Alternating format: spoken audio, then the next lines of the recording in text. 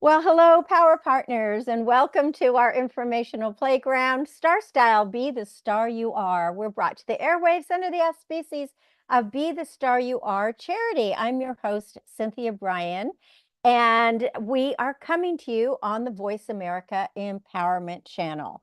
The miracle moment for today is brought to you by Be the Star You Are. You can visit Be the Star You Are at bethestarur.org. We just earned our 2024 Candide Guide Star Seal of Transparency. They always do it at the end of the year. So bethestarur.org. This is by Luis Flores. There simply is no stronger resolve than that of the inspired human spirit. So what are we going to be talking about today? In segment one, if you are writing a will and you don't want to have a child or someone in that, you want to disinherit them, it could be a struggle. And there are legalities that are critical to make sure that your wishes are met. So we are going to address that. I know that's a touchy subject. In segment two, we go into the garden. January is the month of winter sleep, and it offers gardeners the opportunity to dream, plan, and imagine. The new year is a time to reevaluate everything we do. So we're going to begin in the garden anew. And since I'm your goddess gardener and your garden guru guide, I will take you with me. And in segment three is all about integrity and truthfulness, being open and honest and trustworthy. Those are attributes that are really integral to being a leader. And if you don't have integrity, it's challenging for others to trust you and follow you. And mistakes are just part of the process. We know that. But practicing kindness will foster positive relationships. Now, before we get into the show, I just really have to express our sympathies and empathy and um, sadness over what's happening in Los Angeles with these amazing fires. Here in Northern California, we've also had these really, really high force winds. Fortunately, no fires, but the devastation, it is just catastrophic in Los Angeles. And not only do I have many friends that have been part of this that have really, suffered from what's going on, but we have volunteers of Be the Star You Are that are down there. And of course, friends of friends. So it's impacted everybody. And I think almost probably most people that live in Southern California know somebody that's impacted.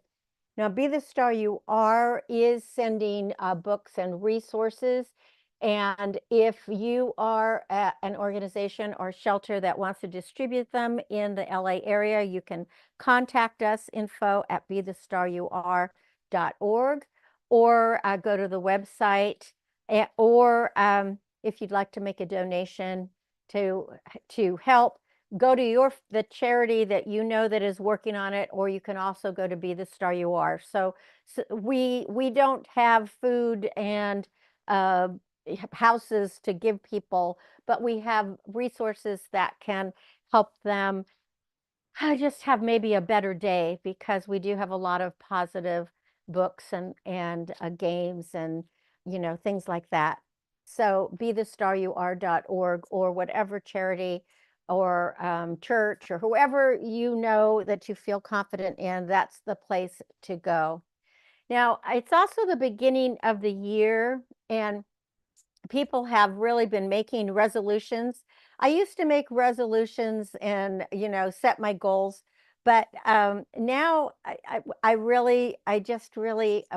my main goals are, I'm looking for peace in the world and kindness in the world. And I just want the chaos to stop and all of these tragedies to stop. But if you're interested in what are the top 10 most common New Year's resolutions, they were or are improve fitness, improve finances, improve mental health, lose weight, improve diet, make more time for loved ones, stop smoking, learn a new skill, make more time for hobbies, and improve the work-life balance. So it's very interesting. They seem to be the same resolutions every year, And sadly, usually by the end of February, beginning of March, they are completely finished. So maybe it would be better just to think about making more meaningful connections with people you love or with friends. And how about taking a break from social media, or you might even want to ditch it? I think it's just getting so nasty and negative, and who knows who's watching everything. So you might want to just get rid of it completely. And, embrace your own superpowers. Listen to your gut and become creative. And then just decide that you're going to be less stressful this year. Be really intentional with your time and only do what truly matters to you. And then don't forget to schedule time alone to give yourself some peace and quiet. So, those are kinds of resolutions that most people don't think about, but I thought maybe I could share those with you and maybe it would be good for you. So this is a very touchy subject, but I've had conversations with people lately who are in this place where they are writing their trust or their will, and they have decided that there's someone in their family, it could be a child or a sibling or a friend, whatever, that they do not want to include. In other words, they want to disinherit that person and they do not want to leave him or her anything. Now, it could be because you're estranged and there's been no contact for years, or it could be perhaps that the financial situation of that individual has changed and they have a lot more money, and that you would prefer to leave your goods, your money to someone else who is perhaps more needy. Maybe you want to leave it to a charity or to a church or something like that. But there is a problem. If you simply don't mention that person in your will, the courts could regard that as a predetermined heir, like that, especially if it's a child, meaning that you omitted him or her unintentionally. So if it's a child and he or she contests the will, the court could rule that he or she is predetermined as an heir, and the court could award a share of your estate. And then that would leave less for whoever you really do want to be a beneficiary to inherit. So, to ensure that your assets are distributed according to your wishes, you have to take a few steps. And if you decide to leave one of your children or siblings or someone who would be normally in your inheritance, you decide to leave them out, this is what you have to do. And I'm going to just, for practical purposes, assume it's a child. So you have to mention the child by name in your will and state that you do not wish this person to inherit anything. And it's especially critical if you have other children and they are going to receive something. So the suggested language is something to this effect, although it's always best to check with an estate attorney. But this is a suggestion. I intentionally and with full knowledge omit and you put the name of the person. If it's a son, you put my son. If it's a daughter, you put my daughter as a beneficiary, and I do not make any gift or bequest from my estate for this child. You do not want to provide an explanation in your will for why you are disinheriting this child. And the reason for that is the child could challenge your decision after you're gone, because they may say you made a mistake and you really didn't mean to disinherit that person. And by claiming this, that your decision might have been based on, just a factual mistake. So the example would be you state in your will, my son is reckless with money and went through bankruptcy. But what if your son didn't file for bankruptcy and the court could decide that you have made a different choice if you knew the real facts? But you do want to include a letter from your physician near the time you sign your will. And one of the most common challenges to a will or living trust is a lack of what's called a testamentary. In other words, the testator, that's the person making the will or living trust, did not understand the implications of what was being signed. So you have to counter that claim. You got to ask your physician to write a letter on the physician's letterhood that states that you are capable of understanding and making decisions regarding your medical and financial affairs. Another good thing to do is to videotape the signing of your will or living trust with witnesses present. Because another common challenge to a will or living trust is what's called undue influence. And that means that someone who was in a position of trust or an authority exercised improper coercion when you sign the document. So a video of your signing ceremony can serve as evidence that you were not under such coercion when you signed your documents and that procedural requirements for a valid will or living trust were satisfied. So you might want to consider leaving your child a more than modest bequest contingent on that child not challenging the will or living trust. Leaving your child something makes that child think twice before challenging your will or living trust. And if the child chooses to file a lawsuit that challenges the validity of the document to get a bigger share and then loses, then that child forfeits the entire thing. And this can serve as a deterrent and save your estate the hassle to uphold the validity of the will.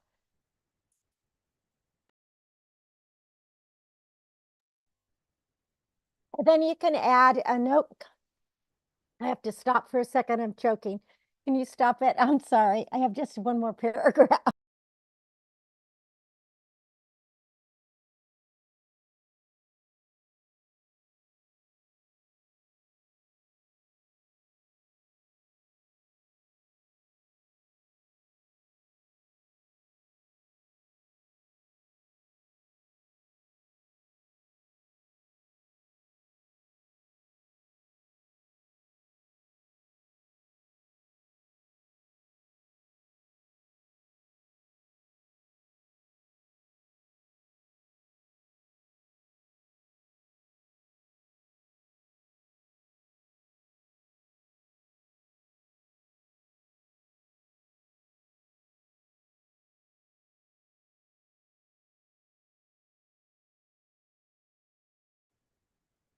Well, this can serve as a deterrent and save your estate the hassle and legal fees to uphold the validity of your will. And you can also add a no contest clause, but you can't rely on it because every will and living trust needs to have a provision that says any beneficiary who opposes the inheritance instructions gets nothing. But in some states, like our state of California, courts will rarely enforce a no contest clause if the person has probable cause, which would mean a good reason based on credible facts upon which to base the challenge. I hope you don't have to do anything like that, but I think it's a good idea to know what the rules are. And of course, whatever state you're in, you want to double check what the rules are there. Well, you're listening to Cynthia Brian. This is StarStyle, Be the Star You Are. When we come back, we're going to go into the garden, so don't go away.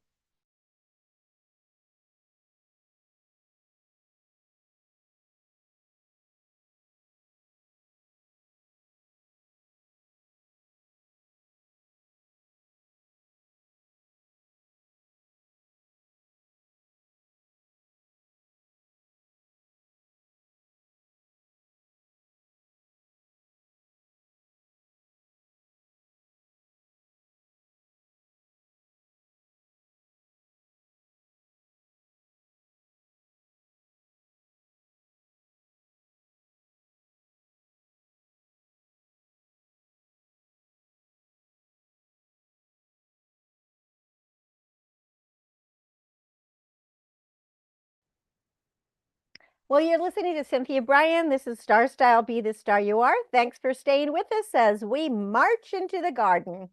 Well, this is going to be garden life for a new year. Sydney Harris said the time to relax is when you don't have time for it. But January is the month of winter sleep, and it offers gardeners the opportunity to dream, plan, and imagine. There's really not that much work to be done in our gardens, but we can still begin to chart the days ahead so that we'll be able to share the bounty from our efforts. The new year is the time to reevaluate everything we do. And as gardeners, we can begin anew too. Now, although you may feel like you have too much to do, it's important that you make time to relax and refresh. So many people get sick at this time of the year, so it's probably time to curl up with a cup of tea brewed from your homegrown Meyer lemons and maybe some spearmint. Then just grab your favorite seed catalogs or garden books and discover new water conserving cultivars for the year. You could also plan your patio hardscapes, which will incorporate rocks or bricks or cobbles instead of flower beds. And if you have the space, design a meditative maze in your garden. You can prune a few budding branches from your peach or crabapple tree, put them in a vase to watch their blossoms unfurl. And I know in my garden, and it's just January, the pear blossoms are already starting to bloom.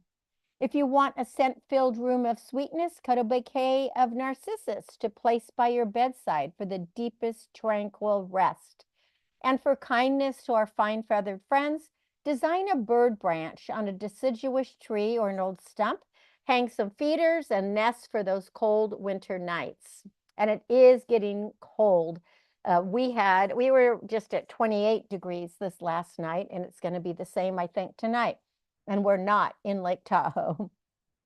Well, but January offers us the chance for a new beginning. And to your list of resolutions, include more time in nature and just drink in the beauty. Decide to compost, to recycle, to collect rainwater, and to grow organic vegetables, herbs, and fruits. Exercise your body, mind, and soul by digging deep and be grateful for what we already have. Relating to the earth reminds us that despite turbulent times, we can survive and thrive. So go into the garden to be nurtured by nature. Perform the necessary chores and then take the time out to chill out. It's winter, nature's sleeping. You need to take a break too. And here are some guides for the month of January that really, it's important to be done, and especially in the California region. Fertilize the entire landscape with a slow release, all natural fertilizer. Add better drainage to any potted plants, not pants, the potted plants that you receive as holiday gifts. But you got to remove the wrapping paper because otherwise you could actually drown the roots of whatever potted plants you received. Trim any spent blossoms, water deeply, and then fertilize. Bring any budding cymbidium orchids indoors to display if you like that, because cymbidiums are starting to bloom now and they're really long lasting. Apply elemental sulfur to the soil around your acid-loving plants like azaleas and citrus and camellias. This will break down slowly over the next year and will help the soil in these areas as the optimal pH for plant color and for plant health. Now, anytime between now and February, it's a good time to prune your roses, crepe myrtles, and deciduous fruit trees. I like to get it done by the end of the month, by the end of January, but you can also do, extend it into February. If you're going to be planting roses, buy some bare root rose bushes. When you get them home, soak them in a bucket of water for a day before planting, and then cut off any damaged or broken roots. Really check it. Plant the bud union 3 inches above the ground, and make sure to put compost and mulch in that hole. For houseplants, we have to treat them with kind of a warm shower and a shake because they get cold too, and that also the heat from our heating systems tends to dry them out. So the leaves, the roots, the fronds, and especially those ferns. So give them, take them under the sink if they're not too big. Otherwise, you may have to mist them. If you grow navel oranges, Meyer lemons, tangelos, you can pick them now. They're getting ripe and tangy. And if you have persimmons, you better start using them because if the frost hits, they will drop off or the squirrels and birds are going to get them. Now, if you go to the Sierras or to any snow country, start watching for snow plants to sprout. They're so pretty. Peru seed catalogs. I have been getting them in the mail in the last couple of weeks, and I really just love looking at them and reading about it before I go to bed because it helps me design my garden for spring or to think what I want to buy. Add a bowl of freshly picked Meyer lemons to your countertop because they really look pretty. It makes a nice culinary display. And again, it is flu and cold season. And like right now, I am drinking some tea that I made with Meyer lemons and my tangerines. I put some rosemary in it and some ginger. And it does help with your throat and the coughing and all of that. If you have wisteria, it's a good time to remove the longer canes and get it pruned nicely. It's going to start blooming, in the next couple of months here. Cover any frost tender plants with burlap, with sheets, newspaper, or straw, and really watch the temperatures because swift temperature swings can damage all those, anything that's starting to sprout. And I'm seeing so many of my seedlings coming up. They're like a couple inches tall. Don't forget to feed the birds because, baby, it is cold outside and our birds need food and shelter. And if you have bird houses and feeders, make sure to clean them regularly. Watch out for rats and mice. The cold weather brings vermin. They seek a warm bed and easy to find food. And this is the time they start crawling under your house and getting into your attic and going into your garage. Those plants that you might have brought inside for the winter, check them for an insect infestation before you put them on, inside your house. You may want to spray them, but really check because you don't want to spread anything to your house plants. Uh, Slugs and snails are, they're on the rampage. So you want to apply some organic snail and slug bait. Sluggo is good. These mollusks are really active when it's rainy and wet out. Now, if you have bearded iris, you want to clean out the dead leaves from around it because otherwise they could rot. And of course, insects hide inside. And to really add nitrogen and nitrogen and to protect against winter erosion, you can plant a cover crop on any land that is barren. So fava beans, clover, vetch, mustard, they're all really good choices. You can find those seeds at rareseeds.com or sowtrueseed.com. And you might want to, it's the beginning of the year, and I have a really great book called Growing with the Goddess Gardener. It's 12 months of inspiration and gardening tips, and it'll sustain your inner gardener with a full year of kindness and happiness in nature.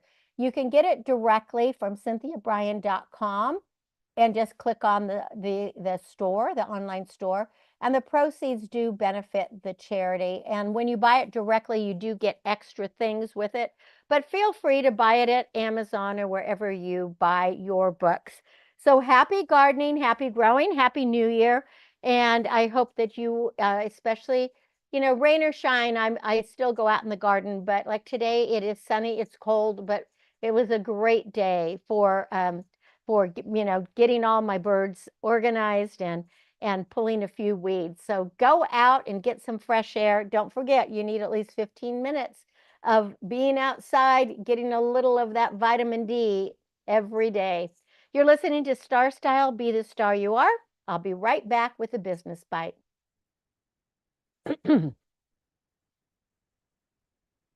Taking another sip of water and then I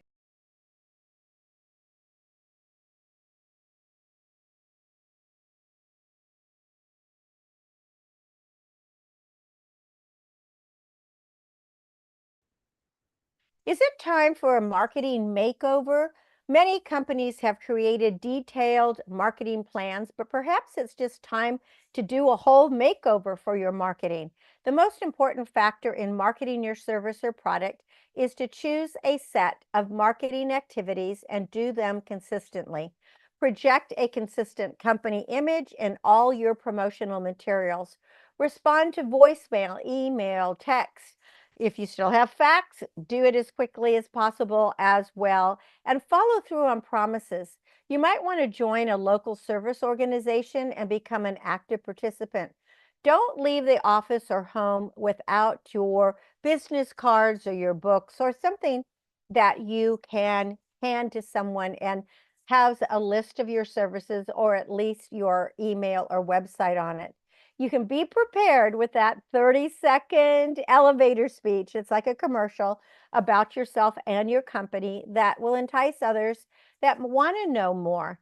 And practice, practice, practice. Marketing your business requires you to go into action and to meet people.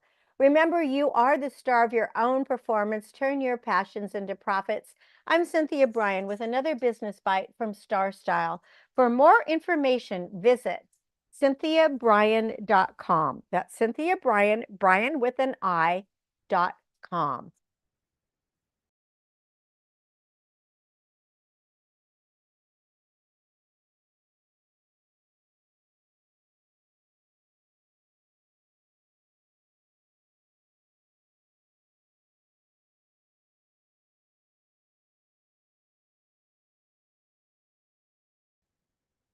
Well, we're in our final segment. This is StarStyle, Be the Star You Are. And I am Cynthia Brian.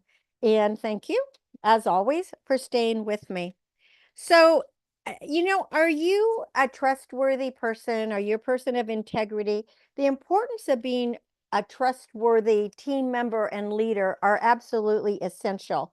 I mean, how often have you heard your boss or someone in leadership say, I made a mistake and this is how I'm going to fix it? Now, if your experience is, mostly like the ones that most of us have, most people don't own up to their errors, if ever. And it's a really smart thing to do. Acknowledging our mistakes might be considered in some environments where people are just striving to demonstrate how efficient and effective and productive they are. However, when we embrace our mistakes, remember, I always say failure is fertilizer. They're an opportunity for learning and for growth. And when you own up to mistakes, it can foster a culture of transparency and resilience within any team.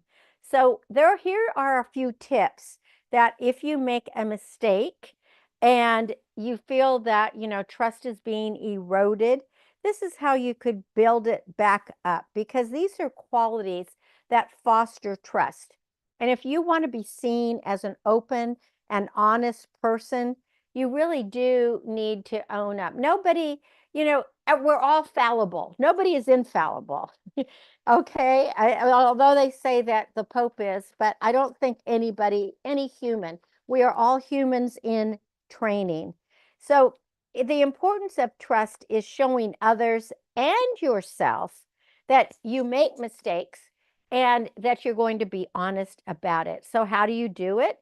It means that you walk your talk, you have integrity, you have the good intentions, you have the right qualifications, you have experience, and you have a history of success. But sometimes, you're going to mess up.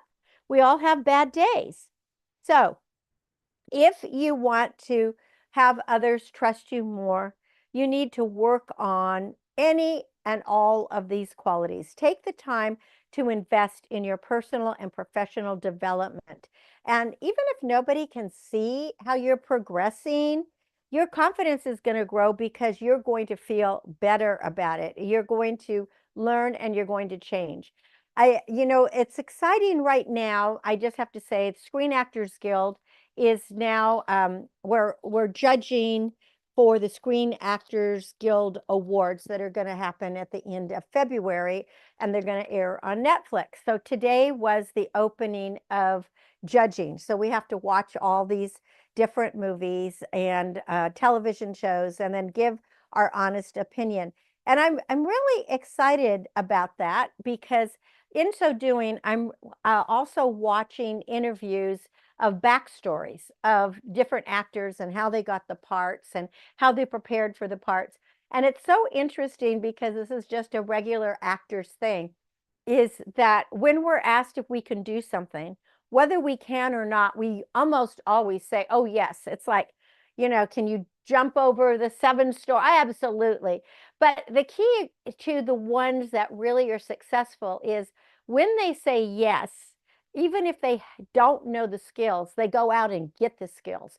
And then they practice, practice, practice until they have the skills. So that is a real secret to success is we can say yes to life, but then we also have to work on knowing how to move forward and do the things that we're going to do. So also a practical approach. If your actions have caused other people to lose trust in you, you want to think about how you can make it better. So by saying sorry and asking for forgiveness, it shows that you are willing to learn from your mistakes and that you're going to take care of them. And of course, you've got to be really honest and truthful about this. You can't just say, oh, sorry. You have to really extend yourself and be really, let your people know that you are just bummed that you made that mistake. Tell them what happened, why it happened, and how you're going to make sure that it doesn't happen again.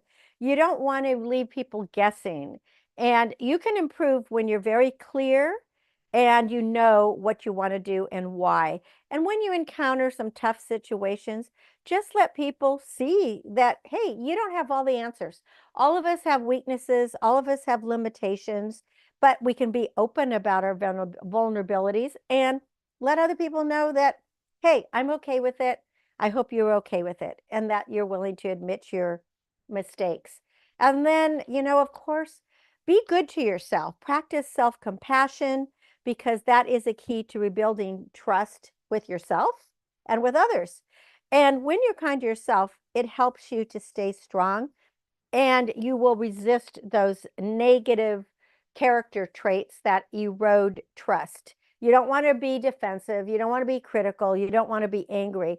So the next time you feel yourself getting angry at your behavior, and that means even angry at yourself, just start feeling take a deep breath and then let a feeling of gratefulness for another opportunity wash over you because you have that opportunity to treat yourself and others better. So shift your mindset, make it a positive, and then you'll be grounded in trust and understanding. So the whole key here is to have integrity, to walk your talk, and to be, the best person that you can possibly be. Well, that is our show for today, and I hope that you will always stay tuned to StarStyle, Be the Star You Are. For more information about StarStyle or to purchase any of my books, visit cynthiabrian.com. And if you want to get involved with Be the Star You Are charity, make a donation, or get in touch with us on how we might be able to help in a disaster, visit bethestaryouare.org. Contact information is there as well. My aim is always to encourage, inspire, inform, amuse, and motivate. See beyond your physical being. Know you already are the star you dreamed of becoming. Cherish the past, dream of the future, and celebrate every moment of your life. And I hope you will read a book this week or start watching some of the nominated films and TV shows that are going to be up for the SAG Awards. I'll be telling you more about these throughout the month of January and February. Until next week, when we celebrate once again here, remember that love always wins, kindness prevails, and smiles keep us happy. I'm Cynthia Brian for StarStyle, thanking you and encouraging you to be your unapologetically authentic self. In other words, be the star you are. Thanks for joining me.